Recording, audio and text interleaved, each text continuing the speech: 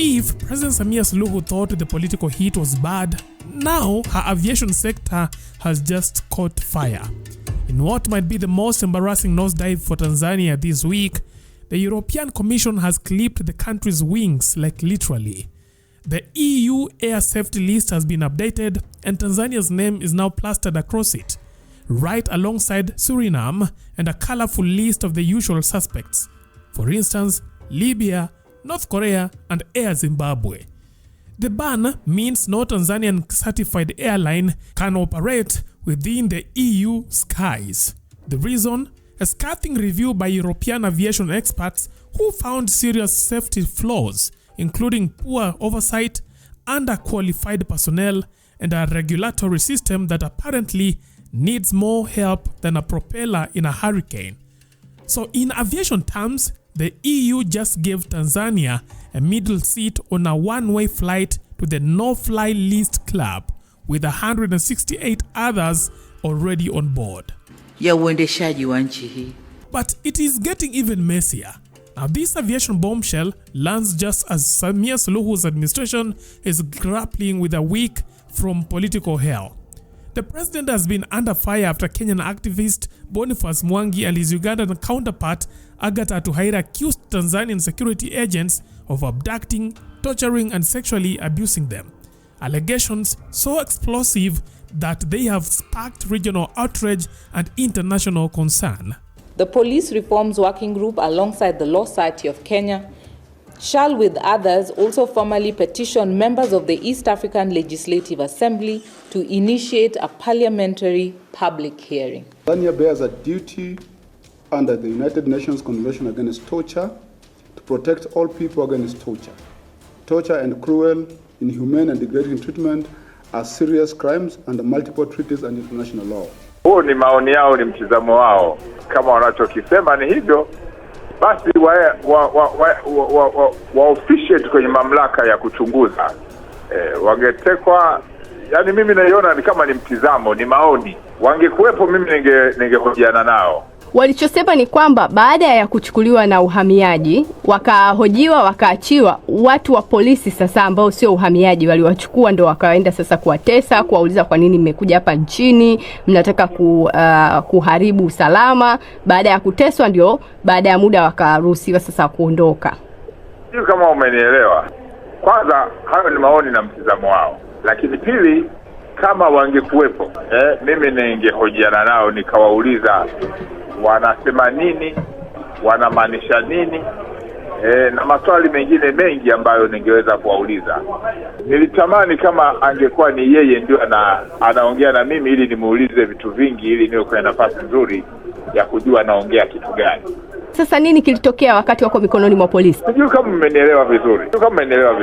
Unaongea kitu kwa niaba ya mtu ambaye baadhi ya maswali ningependa kumuuliza yeye, wewe nikikuuliza uweze kunijibu. As if that wasn't enough turbulence, Tundu Lissu, the country's long-standing opposition thorn, has launched a fresh offensive from the international legal front. His legal team has filed a petition with the United Nations Working Group on Arbitrary Detention, accusing the Tanzanian government of abusing the courts to silence dissent.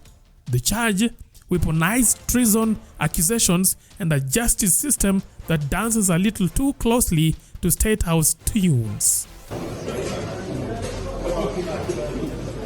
Bob Amsterdam, the bulldog of international human rights lawyers, is leading the charge. According to him, Tanzanian institutions have become so compromised, local justice is off the table and only global pressure can level the playing field. Leo baada ya kesi kuanza, tukitegemea kwamba tunaanza kupokea ushahidi kutoka upande wa mashtaka.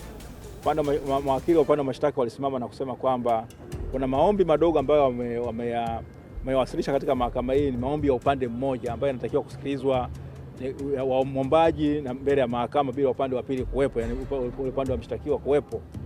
Maombi hayo yanaomba kwamba majina ya mashahidi na nyaraka ambazo wanataka kuzitumia zifanye kwa uficho au kwa faraga kwa usiri, kwamba bila upande wa mshtakiwa kuweza kufahamu mashahidi hao ni akina nani. Meanwhile, Samia's government is juggling damage control with the duct tape. between air safety bans, activist abuse allegations, and a resurgent opposition leader backed by UN scrutiny. Tanzania's image abroad is rapidly turning from safari paradise into a dictatorial cautionary tale. So that guy that was we later to learned his name to be Faustin Mafere, called thugs to pick us from a police station, from his custody, without a care of, I am untouchable. Not just here in Tanzania, but everywhere. So in Uganda, they kidnap people. They torture people also. It's not a secret. But at least they kidnap you from a street so that no one knows who exactly is responsible for this. And many times they would deny, no, we don't know where he is or where she is.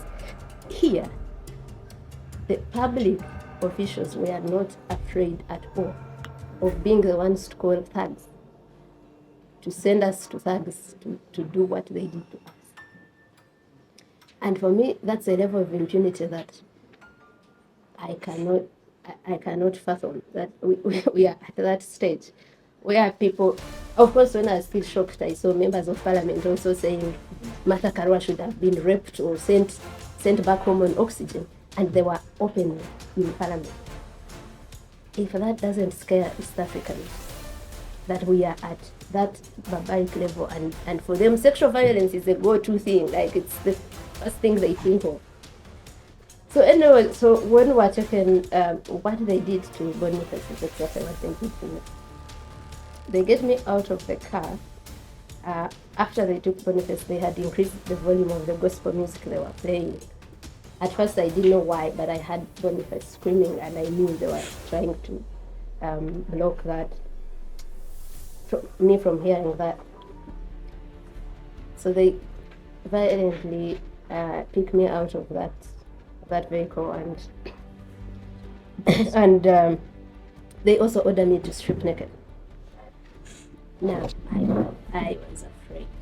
Many people think I don't get afraid. I mean, I know people who say it seems fear is not in Agatha's DNA, but I was afraid. I first got afraid when they blindfolded us.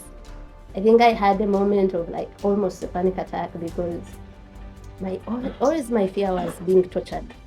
I always thought, I wish the day they get me, I have like poison and I swallow it so that I don't go through so much pain, so much humiliation.